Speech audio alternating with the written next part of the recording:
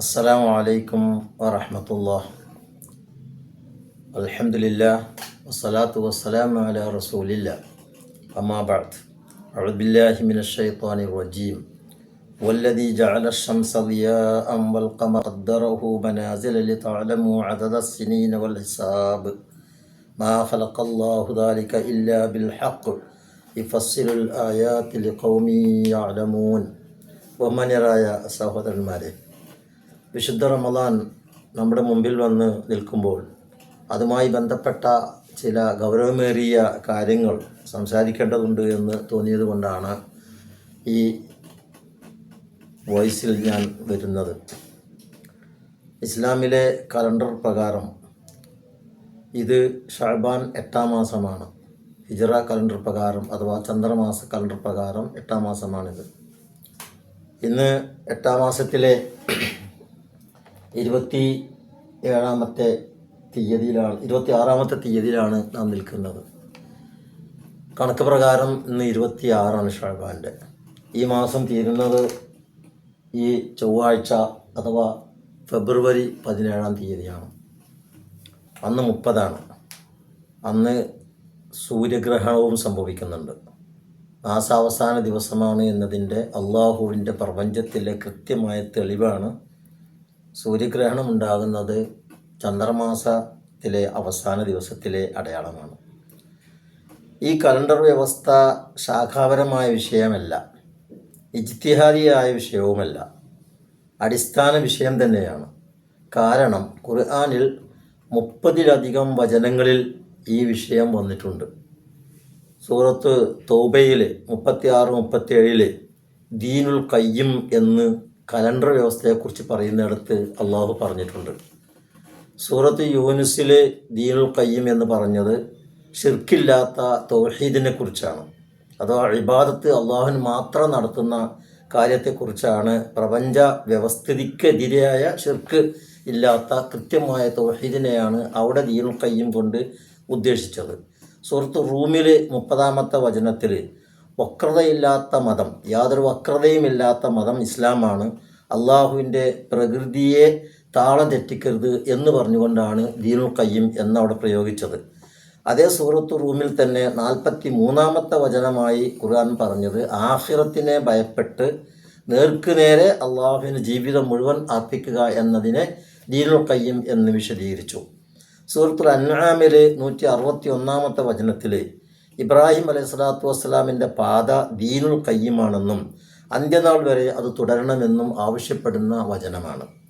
സൂറത്തുൽ ബയ്യിനയിൽ അള്ളാഹു സുബ്ഹാനഹു തആല ഇടയാളന്മാരില്ലാതെ അള്ളാഹുവിനെ മാത്രം ആരാധിക്കാൻ മനുഷ്യവംശം കടപ്പെട്ടിരിക്കുന്നു, അതിനെ ദീനുൽ ഖയ്യിം എന്നാണ് അവിടെയും വിശേഷിപ്പിച്ചത്. സൂറത്ത് തൗബയിലേക്ക് നമുക്ക് മടങ്ങാം. സൂറത്ത് തൗബ 36-37 വചനത്തിൽ ഇന്ന ഇദ്ദത്ത ശുഹൂരി ഇൻദല്ലാഹി 12 ശഹ്റൻ ഫീ കിതാബില്ലാഹി യൗമ ഖലഖസ് സമാവാതി വൽ അർദ് മിൻഹാ അർബഅത്തുൻ ഹുറും ദാലിക ദീനുൽ ഖയ്യിം എന്ന് പറഞ്ഞു. അള്ളാഹുവിൻ്റെ ഈ പ്രപഞ്ചത്തിൽ പടച്ചവൻ്റെ നിശ്ചയപ്രകാരം ഈ പ്രപഞ്ചത്തിൻ്റെ കിതാബിൽ ഈ പ്രപഞ്ച നിയമത്തിൽ മാസങ്ങൾ 12 അതിൽ 4 പവിത്ര മാസമാണെന്നും ആ പവിത്ര മാസത്തിലെ ലംഘനങ്ങൾ, അതിൻ്റെ അതിർലംഘനങ്ങൾ, ആ മാസത്തെ അങ്ങോട്ടും ഇങ്ങോട്ടും മാറ്റുകയും ആ മാസത്തിലെ തീയതികളിൽ താളം തെറ്റിക്കുകയൊക്കെ ചെയ്യുന്ന സമ്പ്രദായം അറബികൾക്കുണ്ടായിരുന്നു. അത് അവസാനിപ്പിക്കണമെന്നും അതിൽ നിങ്ങൾ അക്രമം ചെയ്യാൻ പാടില്ലെന്നും, എന്നിട്ട് അതിനെപ്പറ്റി അള്ളാഹു പറഞ്ഞത് ദാലിക ദീനുൽ ഖയ്യിം, ഇത് ഖയ്യിമായ ദീനാണെന്ന്. ഈ ഖയ്യിമായ ദീനായ കലണ്ടർ എങ്ങനെയാണ് ശാഖാപരമായ വിഷയമോ ഇജ്തിഹാദിയായ വിഷയമോ ആയി തീരുക? അല്ല, അടിസ്ഥാനപരമായ വിഷയം തന്നെയാണ്. ഇതൊരു ഗവേഷണാത്മകമായ വിഷയമല്ല, ഒരു ഫുറൂഇയായ ശാഖാപരമായ വിഷയവുമല്ല. നമ്മളെ നവോത്ഥാന പ്രസ്ഥാനക്കാരിലെ യുവ വയോജന പണ്ഡിതന്മാർ സമുദായത്തെ ഒരു വിധത്തിൽ അല്ലെങ്കിൽ മറ്റൊരു വിധത്തിൽ ഇത് ശാഖാപരമായ വിഷയമാണ്, ഇജ്തിഹാദിയായ വിഷയമാണ് എന്ന് പറഞ്ഞ് തെറ്റിദ്ധരിപ്പിക്കുന്നുണ്ട്. അതൊരിക്കലും ഖുർആനിൻ്റെ മുമ്പിൽ വിലപ്പോകുന്നതല്ല. ദാലിക ദീനുൽ ഖയ്യിം ഫലാ തദ്ലിമു ഫീഹിന്ന അൻഫുസക്കും, നിങ്ങളായിട്ട് അതിൽ അക്രമം കാണിക്കാൻ പാടില്ല, ഇത് ഖയ്യിമായ ദീൻ എന്ന് പറഞ്ഞാൽ സുദൃഢമായ നിയമവ്യവസ്ഥയാണിത് എന്നാണ്. അത്തരത്തിലുള്ളൊരു വിഷയം അങ്ങനെ ശാഖാപരം ആവാൻ പാടില്ലല്ലോ. ഞാനിപ്പോൾ പ്രത്യേകിച്ച് പറയാൻ കാരണം ഈ അടുത്ത ദിവസം കഴിഞ്ഞ ദിവസങ്ങളിലായിട്ട് കഴിഞ്ഞ 9-ാം തീയതിയിലെ മാധ്യമ പത്രത്തിൽ പെരുന്നാളിന് 3 ദിവസം അവധി വേണമെന്ന് സമസ്ത കേരള ജമിയത്തുൽ ഉലമയുടെ സമ്മേളനത്തിൽ പ്രമേയം വരികയും അവർ ആഹ്വാനം സർക്കാരിനോട് ആവശ്യപ്പെടുകയും ചെയ്തിരിക്കുന്നത്. ചന്ദ്രദർശനവുമായി ബന്ധപ്പെട്ട അനിശ്ചിതത്വം കാരണം പെരുന്നാൾ അവധി പലപ്പോഴും കൃത്യമായി ലഭിക്കാത്ത സാഹചര്യം ഒഴിവാക്കാൻ പെരുന്നാളിന് മുമ്പും ശേഷവുമുള്ള ദിവസങ്ങൾ കൂടി ഉൾപ്പെടുത്തി അവധി കലണ്ടർ പരിഷ്കരിക്കണം എന്ന് അവർ ആവശ്യപ്പെടുന്നു. ഇതെങ്ങനെ നടത്തും? ഇന്ന ദിവസമാണ് പെരുന്നാൾ, ഇന്ന ദിവസമാണ് നോമ്പ്, ഇന്ന ദിവസമാണ് ഈദുൽ ഫിത്ർ, ഈദുൽ അദ്ഹ, അറഫ എന്ന് കൃത്യമായിട്ട് നിങ്ങളൊന്ന് പറഞ്ഞു കൊടുക്കുകയും ഗവൺമെൻറ്റിന്. അങ്ങനെ പറഞ്ഞു കൊടുക്കുകയാണെങ്കിലല്ലേ അവർക്ക് ലീവ് തീരുമാനിക്കാൻ പറ്റുള്ളൂ. ഇപ്പോൾ ഈ മാർച്ച് 19 തീയതി പിന്നെ നോമ്പ് ഏപ്രിൽ 17 തീയതി, ഫെബ്രുവരി 17 തീയതി ഈ മാസം അവസാനിക്കുകയാണ്. ഫെബ്രുവരി 17 തീയതി 30 ഷഅബാൻ. അന്ന് മാസം അവസാനിക്കുന്നു. അന്ന് ഗ്രഹണവുമുണ്ട്, സൂര്യഗ്രഹണവുമുണ്ട്. പിറ്റേ ദിവസം ബുധനാഴ്ച എന്തായിരുന്നാലും 1 തീയതി 18 തീയതി നോമ്പ് തുടങ്ങണം. ലോകം മുഴുവൻ ഒരു ദിവസത്തിനൊരു തീയതിയിൽ ഉണ്ടാകാൻ പാടുള്ളൂ. ഒരു ദിവസത്തിനൊരു തീയതി, ദിവസത്തിൻ്റെ തീയതിയുടെ നമ്പറാണല്ലോ ചന്ദ്രൻ കാണിക്കുന്നത്. ആ ചന്ദ്രനാണ് അഹില്ലത്തുൽ ഹിയ മവാഖീത്തുൽ ലിന്നാസി വൽ ഹജ്ജ് എന്ന് പറഞ്ഞില്ലേ. ഹജ്ജിനായാലും ജനങ്ങളുടെ ഏത് വിഷയത്തിനായിരുന്നാലും കാലഗണനയ്ക്ക് മാനദണ്ഡം അഹില്ലത്താണെന്ന് പറഞ്ഞല്ലോ. ചന്ദ്രവൃദ്ധിക്ഷയങ്ങളാണ്. ആ ചന്ദ്രവൃദ്ധിക്ഷയപ്രകാരം ചന്ദ്രന് സ്പേസ് ഇല്ലാത്തൊരു ദിവസമാണ് ഈ 17 തീയതി അഥവാ ഷഅബാൻ 30 തീയതി. അന്ന് ഫേസ് ഇല്ലാത്ത ദിവസം, ഒബിയായ ദിവസം, ചന്ദ്രനില്ലാത്ത ദിവസം, മറിഞ്ഞു പോകുന്ന ദിവസം, ഷെക്കിൻ്റെ ദിവസം എന്നൊക്കെ പഴയ കാലത്ത് പറഞ്ഞിരുന്നത്. ആ ദിവസമാണ് ഈ വരുന്ന ചൊവ്വാഴ്ച. അതോടെ ഈ മാസം തീരുന്നു. അപ്പോൾ പിറ്റേന്ന് നോമ്പ് ആരംഭിക്കേണ്ടതാണ്. അത് കൃത്യമായിട്ട് സമസ്തൊന്ന് പറഞ്ഞു കൊടുക്കൂ. അപ്പോൾ ഗവൺമെൻറ്റിന് ലീവ് തരാമല്ലോ. പെരുന്നാളിന് 3 ദിവസം അവധി വേണമെന്ന് ആവശ്യപ്പെടുന്നു. നവോത്ഥാനം അവകാശപ്പെടുന്ന സമസ്ത എങ്ങനെയാണ് സർക്കാർ ലീവ് തരിക എന്ന് ആലോചിച്ചിട്ടുണ്ടോ? നിങ്ങൾക്ക് ഉറപ്പുണ്ടോ ഏത് ദിവസം പെരുന്നാളാണെന്നുള്ളത്? അത് ഗവൺമെൻറ്റിനോടൊന്ന് പറഞ്ഞു കൊടുക്കൂ. ഈ 2026 മാർച്ച് 19 റമദാൻ 30 പൂർത്തിയാവണം. ഈ കൊല്ലം റമദാൻ 30 ദിവസമുണ്ട്. 30 തീയതിയുള്ള മാസമാണ് ഈ ഷഅബാനും റമദാനും. റമദാനും 30 ദിവസമുണ്ട്, ഷഅബാനും 30 ദിവസമുണ്ട്. ശവ്വാലിന് 29 ദിവസമുള്ളൂ. ദിൽഖഅദക്കും 29 ദിവസമുള്ളൂ. ദിൽഹിജ്ജക്കും 30 ദിവസമുണ്ട്. റസൂലുള്ളാഹി സ്വല്ലല്ലാഹു അലൈഹി വസല്ലം വ്യക്തമായി പറഞ്ഞിരിക്കുന്ന അശ്ശഹ്റു ഹക്കദ വഹക്കദ വഹക്കദ, അശ്ശഹ്റു ഹക്കദ വഹക്കദ വഹക്കദ, 30 29 ഉണ്ടാവേണ്ടത്. ഈ കഴിഞ്ഞ ഈ വർഷത്തിൽ മുഹറം മുതൽക്ക് 8 മാസത്തിൽ ഏതെങ്കിലും ഒരു മാസം 29 ഫിക്സ് ചെയ്തിട്ടുണ്ടോ? എല്ലാം 30ആണ്. കാരണം 29 കണ്ടില്ല, 30 തീരുമാനിക്കും. 29 കാണുന്നില്ല, 30 പൂർത്തീകരിച്ച് മാസം തേക്കുന്നു എന്ന് പറഞ്ഞിട്ടല്ലേ ഈ നാടകങ്ങളെല്ലാം കളിച്ചു വന്നത്. അങ്ങനെയാണോ ഈ പ്രകൃതിയിലെ വ്യവസ്ഥ? അപ്പോൾ ആ പ്രകൃതിക്ക് വ്യവസ്ഥയ്ക്ക് എതിരിൽക്കാൻ പാടില്ല നമ്മൾ. അപ്പോൾ ഈ മാർച്ച് 19 തീയതി ഈദുൽ പിന്നെ റമദാൻ 30 തീരുകയാണ്. അതിൻ്റെ പിറ്റേ ദിവസം ഷവ്വാൽ 1 തീയതിയാണ്. അഥവാ മാർച്ച് 20 തീയതി ഈദുൽ ഫിത്തറാണ്, വെള്ളിയാഴ്ചയാണെന്ന്. വെള്ളിയാഴ്ച പെരുന്നാളാകുമ്പോൾ ഇരട്ടി പ്രതിഫലമുണ്ട്. രാവിലെയും ജുമുഅ, ഉച്ചക്കും ജുമുഅ. രാവിലത്തെ ജുമുഅ എന്ന് പറയുന്നത് പെരുന്നാൾ ജുമുഅ, വെള്ളിയാഴ്ചത്തെ ജുമുഅ ഉച്ചക്കും. അത് വളരെ സുപ്രധാനമായ ഒരു ദിവസം കൂടിയാണ്. അതുകൊണ്ട് ഇക്കൊല്ലം പിന്നെ ഷവ്വാൽ 1 തീയതി വരുന്നത് മാർച്ച് 20 തീയതിയാണ്, ഈദുൽ ഫിത്തർ. അപ്പോൾ പിന്നെ നിങ്ങൾക്ക് സർക്കാരിനോട് ആവശ്യപ്പെടാലോ. നിങ്ങൾക്ക് 19, 20, 21 തീയതികൾ ഞങ്ങൾക്ക് അവധി പ്രഖ്യാപിക്കണമെന്ന് നിങ്ങൾ ആവശ്യപ്പെടി. 3 ദിവസം, ഓണത്തിന് 10 ദിവസം, ക്രിസ്മസിന് 10 ദിവസം, മുസ്ലിങ്ങൾക്ക് ഒരു ദിവസം പോലും പെരുന്നാളിന് അവസരം തരാത്തത് എന്തുകൊണ്ടാണ്? കൃത്യമായിട്ടില്ല. എനിക്കൊരു കഥ ഓർമ്മ വരികയാണ്. പണ്ട് CH മുഹമ്മദ് കോയ സാഹിബ് വിദ്യാഭ്യാസ മന്ത്രിയാവുന്ന കാലത്ത് ഒരു 50 കൊല്ലം, ഒരു 30 കൊല്ലം മുമ്പ് പിന്നെ AP അബ്ദുൽ ഖാദർ മൗലവിയും അതുപോലെ CP അബൂബക്കർ മൗലവിയും അതുപോലെ പിന്നെ PP അബ്ദുൽ ഗഫൂർ മൗലവിയും ഷെയ്ഖ് മുഹമ്മദ് പിന്നെ മൗലവിയും കൂടിയിട്ട് ഷെയ്ഖ് മുഹമ്മദ് മൗലവിയും കൂടിയിട്ട് പിന്നെ CH മുഹമ്മദ് കോയനെ കാണാൻ പോയി. അന്ന് അറബി കോളേജിന് ഡയറക്റ്റ് പേയ്മെൻറ്റ് തരണമെന്ന് ആവശ്യപ്പെട്ടു. അതിൻ്റെ കൂടെ ഒരു മെമ്മോറാണ്ടം കൊടുത്തു, പെരുന്നാളിന് അവധി കൃത്യമായിട്ട് ഞങ്ങൾക്ക് തരണമെന്ന് പറഞ്ഞിട്ട്. അപ്പോൾ CH പറഞ്ഞു, നിങ്ങൾ ആവശ്യം പരിഗണിക്കാം, പക്ഷേ ഒരു കാര്യമുണ്ട്, എപ്പോഴാണ് പെരുന്നാൾ എന്ന് നിങ്ങൾ തീരുമാനം എടുത്തിട്ട് പറയുമെന്ന് പറഞ്ഞു. അവിടെ നിന്ന് ആ കടലാസും പൂട്ടിച്ചിട്ടും പണ്ഡിതന്മാർ മടങ്ങേണ്ടി വന്നു. കാരണം എന്താണ്? ഇവിടെ കണ്ടു കണ്ടില്ല, കേട്ടു കേട്ടില്ല എന്ന രീതിയിലാണ് മാസനിർണ്ണയം നടക്കുന്നത്. അതിന് സാങ്കേതികമായി ശാസ്ത്രീയപരമായി ഖുർആനിൻ്റെ യാതൊരു ആയത്തുകളും എതിരില്ലാതെ തന്നെ മാസം നിർണ്ണയിക്കാനുള്ള എല്ലാ എവിഡൻസും തെളിവുകളും നമ്മുടെ കയ്യിലുണ്ടായിട്ടും നമ്മൾ മാസനിർണ്ണയത്തിൻ്റെ കാര്യത്തിൽ ഇരുട്ടിത്തപ്പുകയാണ്. അതുകൊണ്ട് കൃത്യമായിട്ട് ലീവ് തരാൻ അവർക്ക് സാധിക്കുന്നില്ല. നോക്കൂ, ഈ ഷഅബാനും റമദാനും 30 ഉണ്ട്. ഞാൻ നേരത്തെ പറഞ്ഞല്ലോ. ഷവ്വാൽ 29 ദിവസമേ ഉള്ളൂ. ദുൽഖഅദ 29 ദിവസമുള്ളൂ. ദുൽഹിജ്ജക്ക് 30 ദിവസമുണ്ട്. ദുൽഹിജ്ജ 10-ാം തീയതി എന്ന് പറയുന്നത് ഈദുൽ അദ്ഹയാണല്ലോ. അത് മെയ് 26-ാം തീയതി ചൊവ്വാഴ്ചയാണെന്ന് ഇപ്പം തന്നെ നിങ്ങൾ പറയൂ. അപ്പോൾ ഗവൺമെൻറ് അതിന് മുമ്പും പിമ്പും ലീവ് തരും. അതേപോലെ തന്നെ 9-ാം തീയതി അറഫ. ആ അറഫ ഉൾപ്പെടുത്തി 9, 10, 11 തീയതി എന്നാൽ മുസ്ലിങ്ങൾക്ക് 3 ദിവസം പെരുന്നാൾ അവധി കിട്ടും. പിന്നെ അപ്പുറം ഞായർ ഇപ്പുറം ഞായർ വരികയാണെങ്കിൽ ആ ദിവസം കിട്ടും. അപ്പം നമ്മുടെ ആവശ്യം പരിഗണിക്കപ്പെടാൻ പറ്റും. ഇത് അനിശ്ചിതമായിട്ട് തുടരുന്നത് എന്തുകൊണ്ടാണ്? ഒരു ഗാലി പറയും ഇന്ന് കണ്ടിട്ടില്ല, ഒരു ഗാലി കണ്ടെന്ന് പറയും, ഒരു ഗാലി അവിടെ കണ്ടു എന്ന് പറയും, ഇവിടെ കണ്ടില്ല എന്ന് പറയും, ഇവിടെ കാണാത്തതുകൊണ്ട് ഇവിടെ പെരുന്നാളാകുന്നില്ല, അവിടെ പെരുന്നാളാകുന്നില്ല എന്ന് പറയുന്നു. ഇതല്ലല്ലോ, കൃത്യമായിട്ട് ചന്ദ്രമാസത്തിന് കണക്കുണ്ട്. അള്ളാഹു തന്ന പ്രപഞ്ചത്തിൽ നിയമമുണ്ട്. ആ നിയമപ്രകാരം ഖുർആൻ 30 വചനങ്ങളിൽ, ഖുർആനിലെ 30ഓളം വചനങ്ങളിൽ കലണ്ടർ വ്യവസ്ഥയുടെ വിശദാംശങ്ങൾ സമർപ്പിക്കപ്പെട്ടിട്ടുണ്ട്. അത് പഠിക്കുകയാണ് വേണ്ടത്, തർക്കിക്കുകയല്ല വേണ്ടത്. വാദപ്രതിവാദ വിഷയവുമല്ല ഇത്. ഇത് തർക്കിച്ചും വാദപ്രതിവാദം നടത്തി സ്ഥാപിക്കേണ്ട വിഷയമല്ല, പഠിച്ചാൽ മനസ്സിലാക്കുന്ന വിഷയമാണ്. കണ്ണുകൊണ്ട് കാണാം ചന്ദ്രകലകൾ ഏത് സമയത്ത് നമ്മൾ മെഷീനറികളിൽ, നമ്മുടെ യന്ത്രങ്ങളിൽ നമുക്കത് കാണാൻ കഴിയും. ആ കാലഘട്ടത്തിലാണ് ജീവിക്കുന്നത്. ചന്ദ്രൻ്റെ എല്ലാ വൃതിഷ്ഠയും കൃത്യമായി കണിശമായി സെക്കൻഡിൻ്റെ ഡിജിറ്റൽ ടൈം വരെ കണക്കാക്കാൻ പറ്റുന്ന ഒരു കാലഘട്ടത്തിലാണ് നമ്മളുള്ളത്.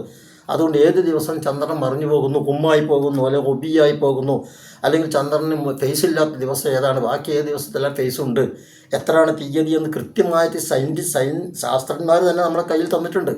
അതനുസരിച്ചിട്ട് മാസം എത്രയോ കാലങ്ങൾക്ക് മുമ്പ് തന്നെ നിർണ്ണയിക്കാൻ കഴിയും. 1000 കൊല്ലം അപ്പുറത്തേക്കും 1000 കൊല്ലം ഇപ്പുറത്തേക്കും കലണ്ടർ കണ്ടുപിടിക്കാൻ ഒരു പണിയില്ല, ഒരു ആപ്പ് മതി. അപ്പം അതുകൊണ്ട് സൂറത്തുൽ ബഖറയിലെ 189-ാമത്തെ വചനമല്ലോ, യസ്അലൂനക അനിൽ അഹില്ല ഖുൽ ഹിയ മവാഖീതു ലിന്നാസി വൽ ഹജ്ജ്.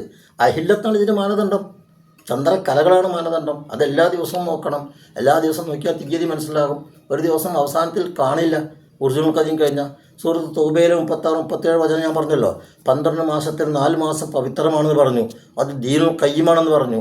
അത് ആ നിയമത്തെ ലംഘിക്കുന്നത്, അഥവാ ഈ മാസം തന്നെ നസീ വരും. എങ്ങനെ നസീ വരുന്നത്? ഈ മാസം പലർക്കും ഈ ചൊവ്വാഴ്ച 29, ഷഅബാൻ 29, യഥാർത്ഥത്തിൽ അത് 30.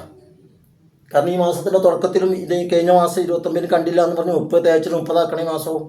ഈ മാസത്തിന് 30 ദിവസമുണ്ട്. ആ 30ാമത്തെ ദിവസം ഈ ചൊവ്വാഴ്ച 17-ാം തീയതിയാണ്. അതുകൊണ്ട് തന്നെ 18-ാം തീയതി റമദാൻ 1 നോമ്പ് നിൽക്കണം. ലോകത്ത് എവിടെയും അത് ഒരു ദിവസം തന്നെ ആയിരിക്കും. ഈ ബുധനാഴ്ച എന്ന് പറയുന്ന ദിവസം ഉണ്ടാവുമല്ലോ ലോകത്ത് എവിടെയും. ആ ബുധനാഴ്ച നോമ്പ് നിൽക്കണം. കാരണം ഈ ദിവസം മാസത്തിലെ അവസാന ദിവസമാണിത് എന്ന് അള്ളാഹുവിൻ്റെ കിതാബനുസരിച്ച് നമുക്ക് മനസ്സിലാക്കാൻ കഴിയും. സൂറത്ത് യൂനിസിൽ അല്ലാഹു തആല പറഞ്ഞ ആയത്തെ ഞാൻ ആദ്യം ഓതി കൽപ്പിച്ചത്. വല്ലദീ ജഅല ശംസ ദിയാഅൻ വൽ ഖമറ നൂറൻ വഖദ്ദറഹു മനാസില ലിതഅലമു അദദ സിനീന വൽ ഹിസാബ് മാ ഖലഖല്ലാഹു ദാലിക ഇല്ലാ ബിൽ ഹഖ് യഫസ്സിലുൽ ആയാതി ലിഖൗമി യഅലമൂൻ. എത്ര വ്യക്തമായിട്ട് അല്ലാഹു തആല സൂറത്ത് യൂനിസിലെ 5-ാമത്തെ വചനമായി പറഞ്ഞത്. അവനത്രേ സൂര്യനെ പ്രഭയുള്ള ജ്വാലയുള്ള അഗ്നി പോലെ ജ്വാലയുള്ള സൂപ്പിനെ ഗ്രഹമാക്കിയതും ചന്ദ്രനെ അതിൻ്റെ പ്രതിഫലം നൽകുന്ന പ്രകാശം പ്രതികരിപ്പിക്കുന്ന ഗോളമാക്കിയതും അവനത്ര. അപ്പോൾ സൂര്യപ്രകാശം ചന്ദ്രനിൽ തട്ടി അത് ഭൂമിയിലേക്ക് ഫലിക്കുമ്പോൾ പിന്നെ പ്രതിഫലിപ്പിക്കുന്നതിൻ്റെ അടയാളമാണ് നമ്മൾ ചന്ദ്രനിൽ കാണുന്നത്. അത് ഓരോ ദിവസവും ഓരോ അടയാളങ്ങൾ കാണിക്കും, ആ ദിവസത്തിൻ്റെ അളവ് കാണിക്കും. അപ്പോൾ ആ അളവുകൾ കൃത്യമായി തന്നെ ഓരോ മാസവും നിരീക്ഷിച്ചാൽ ആ മാസത്തിൻ്റെ തുടക്കം എപ്പോഴാണ്, അതിൻ്റെ നടുവ് എപ്പോഴാണ്, അതിൻ്റെ ക്വാർട്ടർ എപ്പോഴാണ്, അതിൻ്റെ ലാസ്റ്റ് ക്വാർട്ടർ എപ്പോഴാണ്, അതിൻ്റെ ഉർജുൽ ഖദീം എന്ന് പറയുന്ന പ്രതിഭാസത്തെ കുറിച്ച് പറഞ്ഞല്ലോ, ആ ഉർജുൽ ഖദീം എപ്പോഴാണ്, ഇതൊക്കെ മനസ്സിലാക്കി കഴിഞ്ഞാൽ ചന്ദ്രൻ ഇല്ലാത്തൊരു ദിവസം എപ്പോഴാണ്, അത് ലാസ്റ്റ് ദിവസമാണെന്നും പിറ്റേ ദിവസം ഒന്നാണെന്നും വളരെ വ്യക്തമായി മനസ്സിലാക്കുന്ന യാഥാർത്ഥ്യമാണ്. ഈ യാഥാർത്ഥ്യത്തോട് കണ്ണടച്ചുകൊണ്ട് ഈ പണ്ഡിതന്മാരായ ആളുകൾ ഇരുട്ടിൽ തപ്പിക്കൊണ്ട് ഗവൺമെൻറ്റിനെ പോലും കുറ്റവാളികളാക്കാൻ പാടില്ല എന്നാണ് എൻ്റെ വിനീതമായ അഭിപ്രായം. സൂറത്ത് ഇസ്രായേൽ ചന്ദ്രൻ്റെ സുപ്രധാനമായ ഘട്ടത്തെക്കുറിച്ച് എടുത്തു പറഞ്ഞിട്ടുണ്ട്. സൂറത്ത് റഹ്മാനിൽ ഈ പ്രപഞ്ചത്തിൻ്റെ വ്യവസ്ഥ മുഴുവൻ അശംസു വൽ ഖമർ ബി ഹുസ്ബാൻ എന്ന് പറഞ്ഞ് കൃത്യമായ കണക്കിൻ്റെ അടിസ്ഥാനത്തിലാണെന്ന് പറഞ്ഞു. അതുകൊണ്ട് കണക്കിലേക്ക് തന്നെ മടങ്ങുക. ഹദീസുകളിലും കാണാം നമുക്ക് ഈ വിഷയം. റസൂൽ സല്ലല്ലാഹു അലൈഹി വസല്ലം സഹാബത്തും അഹില്ലത്ത് കണ്ടിട്ടാണ് തീരുമാനിച്ചത് എന്ന് അനേകം ചരിത്ര വസ്തുക്കൾ നമുക്ക് കാണാൻ കഴിയും. കാണുക എന്നത് അക്കാലത്ത്, അതായത് 14 നൂറ്റാണ്ട് മുമ്പ് കാണുകയല്ലാത്ത വേറെ വഴിയില്ലാത്തത് കൊണ്ട് കാണുന്നതിനെ കുറിച്ച് പറഞ്ഞിട്ടുണ്ട്. അതാരും നിഷേധിക്കുന്നില്ല, കണ്ടോളൂ. ഇപ്പോഴും ചന്ദ്രനെ കാണൂ, നിങ്ങൾ 6 മാസം നിരീക്ഷിക്കൂ, അപ്പോൾ മനസ്സിലാക്കാൻ കഴിയും. ഒരു കൊല്ലത്തെ ചന്ദ്രനെ നിരീക്ഷിച്ചിട്ടുണ്ടെങ്കിൽ പിറ്റത്തെ കൊല്ലം ഒരു സംശയവും ഇല്ലാതെ എല്ലാ തീയതികളും എല്ലാവർക്കും തീരുമാനിക്കാൻ കഴിയും. അപ്പോൾ ഇക്കാലം കണക്കുകൊണ്ട് അമ്മാനമാടുന്നൊരു കാലമാണ്. കണക്കുകൊണ്ട് അമ്മാനമാടുന്നൊരു കാലഘട്ടത്തിലാണ് നമ്മൾ ജീവിക്കുന്നത്. ശാസ്ത്രം ദീനിനെ സഹായിക്കുകയാണ് ചെയ്യുന്നത്. നമ്മുടെ ദീനിനെ സഹായകരമായിട്ടാണ് ശാസ്ത്രത്തിൻ്റെ എല്ലാ നിയമങ്ങളും. കാരണം ശാസ്ത്രം അള്ളാഹുവിൻ്റെ പ്രപഞ്ചത്തിലെ പ്രവർത്തനങ്ങളെ വിശദീകരിക്കുന്നതാണ്. അള്ളാഹുവിൻ്റെ ഫിഇലുകളാണ് ഈ ശാസ്ത്രം എന്ന് പറഞ്ഞിട്ട് നമ്മൾ കണ്ടുപിടിക്കുന്നത്. അപ്പോൾ അള്ളാഹുവിൻ്റെ ആ ഫിഇലിനെ നമ്മൾ ബുദ്ധി കൊണ്ട് നാം കണ്ട് മനസ്സിലാക്കിയിട്ട് ആ ശാസ്ത്രം നമ്മൾ ദീനിന് വേണ്ടി ഉപയോഗിക്കാൻ സാധിക്കുമെന്നതാണ് പറയുന്നത്. ഞാൻ നീട്ടി പറയുന്നില്ല. ഇതിന് മുമ്പുള്ള പല ശബ്ദങ്ങളിലും ഞാൻ എൻ്റെ വോയിസുകളിലും ഞാൻ ഇക്കാര്യങ്ങൾ എല്ലാ പ്രാവശ്യം വിശദീകരിക്കപ്പെട്ടിട്ടുണ്ട്. എൻ്റെ യൂട്യൂബ് നിങ്ങൾ നോക്കിയിട്ടുണ്ടെങ്കിൽ കഴിഞ്ഞ വർഷങ്ങളിലെല്ലാം നടത്തിയ പിന്നെ വോയിസുകൾ കേട്ടാൽ നിങ്ങൾക്ക് കാര്യം ബോധ്യമാകും. ഇപ്പോൾ നമുക്ക് വ്യക്തമായിട്ടുള്ള മനസ്സിലാക്കാനുള്ളത് ഷഅബാൻ 30 ഈ ഫെബ്രുവരി 17 ചൊവ്വാഴ്ചയാണ്. അതുകൊണ്ട് റമദാൻ 1 ഫെബ്രുവരി 18 ബുധനാഴ്ചയാണ്. ഈ റമദാന് 30 ദിവസമുണ്ട്. അത് മാർച്ച് 19 വ്യാഴാഴ്ച അവസാനിക്കുന്ന മുമ്പ്. ഷവ്വാൽ 1 മാർച്ച് 20 വെള്ളിയാഴ്ചയാണ്.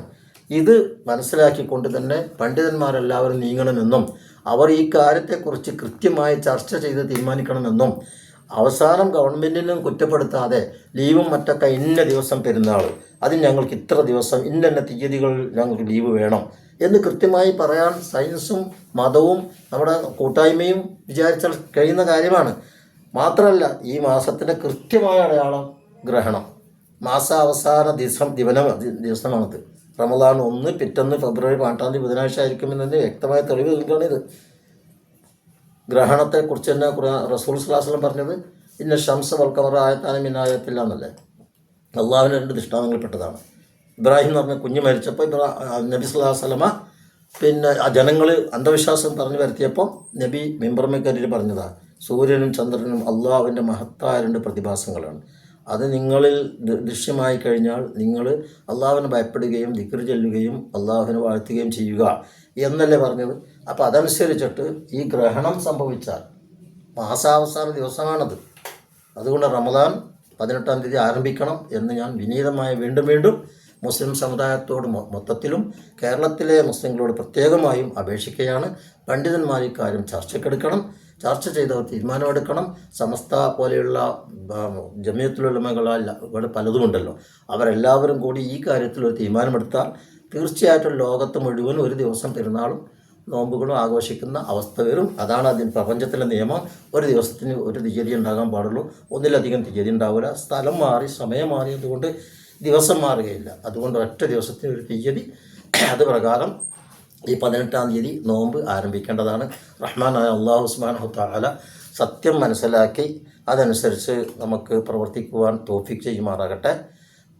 വആഖിറു ദഅ്വാനാ അൽഹംദുലില്ലാഹി റബ്ബിൽ ആലമീൻ വസല്ലല്ലാഹു അലാ ഖൈരി ഖൽഖിഹി മുഹമ്മദിൻ വഅലാ ആലിഹി വസഹ്ബിഹി അജ്മഈൻ വൽഹംദുലില്ലാഹി റബ്ബിൽ ആലമീൻ. അസ്സലാമു അലൈക്കും വറഹ്മത്തുള്ളാഹി വബറകാതുഹു.